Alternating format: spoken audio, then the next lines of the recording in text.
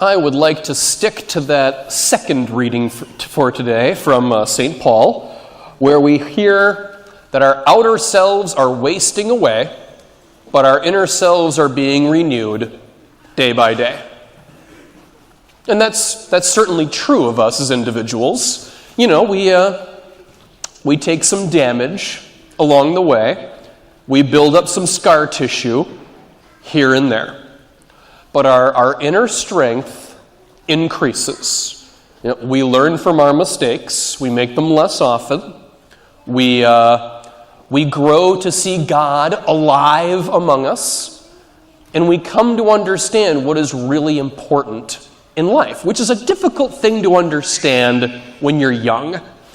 Not impossible, just tougher. Most of us learn over time that there are just more important things than wealth or fame or pleasure. So on this whole notion of outer selves versus inner selves, I'm reminded of a dialogue between a guy and the girl he loves. This is from a movie, by the way. And the guy is the idealistic one. And the girl's, she's the disillusioned one. She's a little more cynical. They're both in their 30s. And at some point in the talk, she explains how much she's hated getting older. And the guy goes, I don't know. I've come to enjoy these latest years of my life. And the girl goes, really? We're both in our 30s. So I know that your back hurts you more than it ever did when you were in your 20s, and you need to watch your cholesterol and you'll worry about your credit rating, because all of us have to deal with that junk as we get older. And I give this guy an A+ for his response. He goes, oh, it's true. I have more problems now than when I was younger. But I'm more experienced, and I'm better equipped to deal with those problems. And it's not a bad trade. Love it. I love that response. And really, at its essence, that is part of what Paul is talking about here. I mean, we're saying that our problems can stack up over time. We all know what that feels like. Our problems can stack up. But that is the part of us that only seems to matter. The part of us that really matters is the part of us that is always growing and always learning, even if the rest of us is withering and shrinking. You know, what it comes down to is this: goodness grows within us. That's really what it comes down to. Goodness grows within us. Our outer selves can take a real beating in life. Some of you know that firsthand, far better than I do, at least at this point in my life. But inner goodness grows. This is what really matters. And when we choose to trust in God, when we choose to act in love instead of hatred, we win. We win. And it doesn't matter how badly other people react. When we act out of love and faith, we are renewed within ourselves. And that is so much more important than anything that involves our bodies, as St. Paul is keen to remind us. On this same theme of outer self versus inner self and all of that, I want to take it to a more personal addendum to my point here. Before I was ordained, there was a question that was asked of me rather frequently. People would come up to me and say, Justin, you get bored so easily. You can't even sit still for 2 hours. You like having fun. You care about science. And you seem to do things for the singular reason of being different than everyone else around you. Why on earth are you, of all people, thinking about priesthood? And their question is justified. Their confusion makes sense. I am poor priest material in more ways than one. I got into the seminary by the skin of my teeth. I'm actually really grateful they didn't tell me that right away. They told me that like 3 years later. Like, oh yeah, when we got your application, we had no idea what to make of you.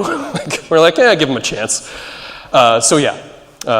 Grateful they didn't tell me that like on my first day. That may have been a little disheartening. As you might imagine, I have multiple answers for that question. And what I'd like to do today is I'd like to share with you one of the answers that I generally keep to myself. And I want to share it with you partially because it's in line with St. Paul, but, there may very well be one or more priests to be among you, and this might just be something they need to hear, and I don't think they're terribly likely to hear it from too many other people. Why do I care so deeply about priesthood, in spite of all the reasons against it? I have always strongly believed in the existence of good and evil. From my earliest memories, I have always had that instinct that good and evil are forces in of themselves, and this is a war that no one is entirely free to sit out and stay totally neutral. Mind you, I'm not saying it's black and white. I'm not saying people are good or evil. No, clearly not. We are all a mix, all of us, no exceptions. I am a mix. I have made mistakes and done bad things. These last 2 years are no exception to that pattern. Life is complicated in that way. But there is always another chance. There is always another opportunity to do good and to push back that tide of evil, which is apparently always waiting for us at the gates.